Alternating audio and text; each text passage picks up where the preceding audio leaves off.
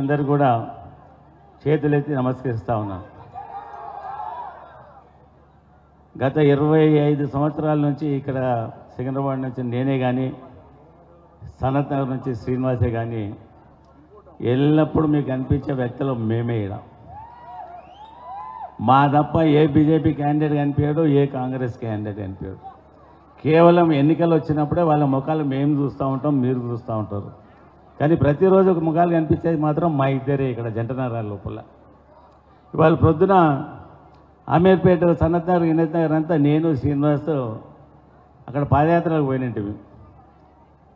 Public నమస్కారాలు చేసేది 25% అయింది. నాకు 75% సీను చూపిస్తాం. గల్లీ గల్లీలో సీసీ రోడ్లు వేసేది. ఎవరిచ్చారు పోయి ఫండ్స్ అన్ని కాదే రామారావు ఇచ్చిండు, నాకెందుకు వెళ్ళి మళ్ళీ నీకే ఇచ్చిండు అని అడిగిన.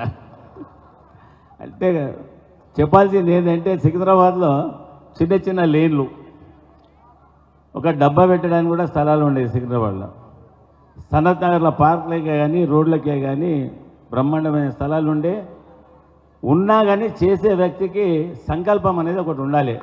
ఈ డెవలప్మెంట్ చేయాలి, మా ప్రజలకు మౌలిక వసతులన్నీ కల్పించాలని చెప్పేసి ఆ వసతులన్నీ సోదరుడు శ్రీనివాస్ చేపించిండు. మీకు మీ జనాల తరఫున, నా తరఫున, టీఆర్ఎస్ పార్టీ తరఫున ధన్యవాదాలు తెలియజేస్తా ఉన్నాను.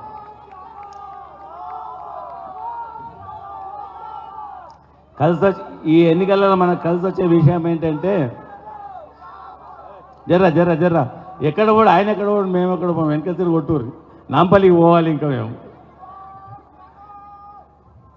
ఈ ఎన్నికలలో ముఖ్యంగా కలిసి వచ్చే విషయం మనకేంటంటే సికింద్రాబాద్ పార్లమెంటు స్థానం లోపల దాదాపు 5 ఎమ్మెల్యేలు ఉన్నాం. ఆ 5 కూడా 5 మొద్దు సన్యాసులు ఎవరు, అంతా డైనమిక్ లీడర్సే ఉన్నారు. ఒక కార్యకర్త కానీ, ఒక ఓటర్ కానీ ఏమైనా ఇబ్బంది వచ్చిందంటే రాత్రి 12 కానీ, 1 కానీ, 2 గంటలు కానీ మా డ్రైవర్కి చెప్తున్నాను, బండ్లు దిగినరా మనం పోవాలి పలాని చోటుకు అని చెప్తాము. అంత అందుబాటులో ఉండే వ్యక్తులు మేమిద్దరం. మీ అందరికీ ఒకటే విన్నపం, ఎన్నికలు వస్తూ ఉంటాయి, పోతూ ఉంటాయి. మీ ఎంబడి, మీ అన్నలాగానో తమ్ముళ్ళలాగా మేము నిరంతరం మీ ఎంబడి ఉంటూ వస్తున్నాం ఈ గత 25 సంవత్సరాల నుంచి మేము ఇద్దరం.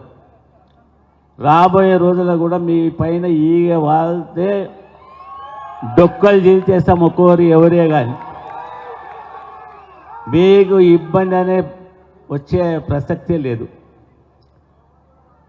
మాట్లాడదామని చాలా ఉన్నాయి. ఆయన డెవలప్మెంట్ అంతా బాగా చూసినా ఇంకా చెప్పాలని ఉండే కానీ నాంపల్లె పాపం ఇక్కడ నొమ్మ మేమంతా కనిపిస్తూ ఉంటాం. నాంపల్లె మన లీడర్షిప్ లేదాడ.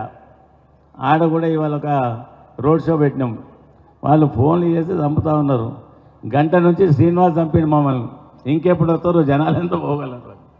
కానీ మీ అందరికీ పేరు పేరున నమస్కారాలు తెలియజేసుకుంటాను.